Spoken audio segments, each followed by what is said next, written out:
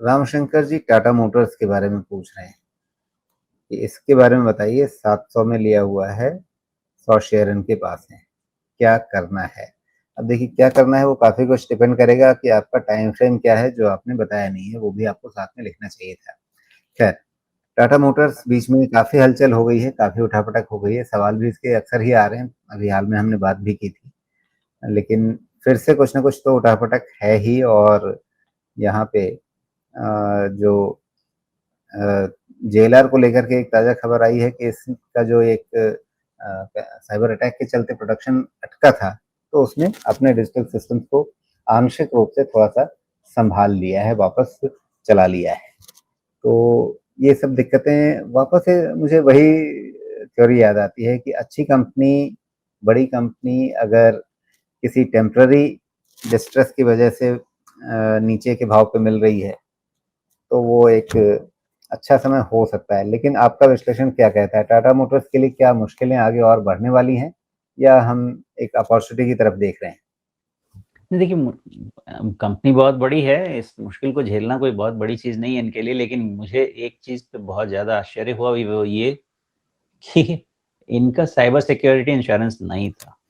This is big lapse मेरे हिसाब से तो रहेगा गवर्नेंस का।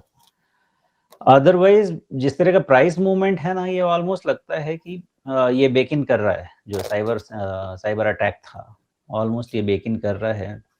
और ये भी थोड़ा ज़्यादा इसलिए भी हुआ है कि अभी भी इनके 60-70% के ऊपर तो जैगुआर लैंड रोवर के सेल्स ही कंट्रीब्यूट करते हैं, और वो भी यूके चाइना में।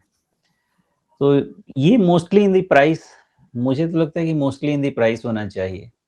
बट जब तक ये पूरे तरीके से सेटल डाउन नहीं हो जाएगा, तो कोई भी पॉजिटिव साइड भी नहीं आना चाहिए।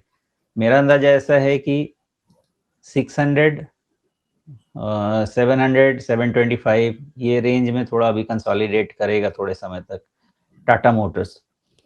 बट लॉन्ग टर्म स्टोरी फिर से बननी चाहिए फिलहाल साइबर अटैक को लेके, और दूसरा ईवी, इनके ईवी पोर्टफोलियो को लेके मुझे लगता है कि अपसाइड 700, 725 ये सब में कैप हो जानी चाहिए इन दी लॉन्ग रन। जैसे देखिएगा, इन्होंने बहुत अच्छी स्विच की थी स्ट्रैटेजी कि अर्ली एंट्रेंट थे ये ईवी मेकिंग में। जब इन्होंने आइस इंजन वाले व्हीकल के प्लेटफॉर्म को यूज करके सबसे पहले ईवी में एंटर करके, जो भी इनका नेक्सॉन और पता नहीं क्या क्या ईवी लेके आ गए थे, उसका इन्होंने फायदा उठाया था। तो फिर कोई गैप का फायदा उठाएंगे, बिकॉज स्ट्रैटेजी तो कुछ ना कुछ लेके आएंगे ही।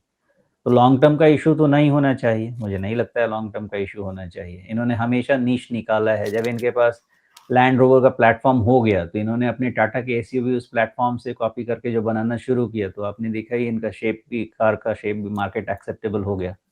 नहीं तो पहले टाटा इंडिका था, जो कि किसी को पसंद भी नहीं आती थी। तो हर अलग अलग स्ट्रैटेजी इनकी काम कर रही है।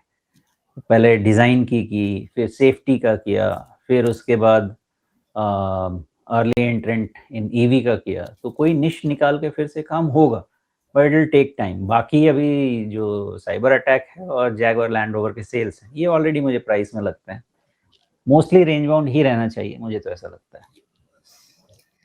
जी, तो फिलहाल टाटा मोटर्स एक दायरे के अंदर ही रहेगा।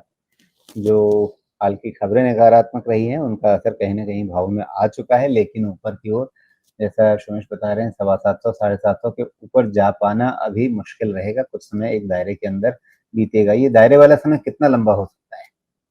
लंबा रहेगा, लंबा मे बी मतलब ये कितना लंबा? फिनेंशियल तो रहना चाहिए मोस्टली, ये ये फाइनेंशियल फिनेंशियल। मतलब मार्च तक की बात आप कर रहे हैं? अगर इसको कन्वर्ट करें हम मंथली में, ये कैलेंडर ईयर तो कंप्लीट ही रहना चाहिए। एक काम करते हैं, इस पे थोड़ा सा एक कैप लगाते हैं, 725 के ऊपर में वो कॉल लेने की कोशिश करते हैं। जब तक वो नहीं है, तब तक ये फिनेंशियल, ये कैलेंडर सब ये कंसोलिडेशन में रहेगा। वो निकला तो फिर उसके बाद कुछ और रीजन होगा, वो आइडेंटिफाई करेंगे, फिर इसके कंसोलिडेशन को बोलेंगे खत्म होता है। अनटिल देन रखते हैं कंसोलिडेशन में। जी,